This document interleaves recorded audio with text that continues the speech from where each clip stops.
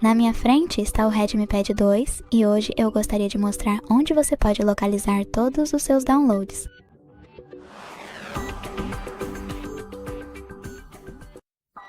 Tudo o que você precisa fazer é encontrar um aplicativo chamado Gerenciador de Arquivos que já está no seu dispositivo.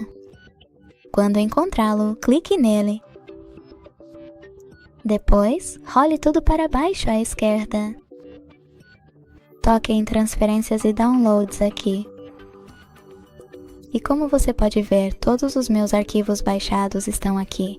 Para acessar um, basta clicar nele. Muito obrigado por assistir. Se você gostou deste vídeo, não se esqueça de deixar um like, comentar e se inscrever. Tchau!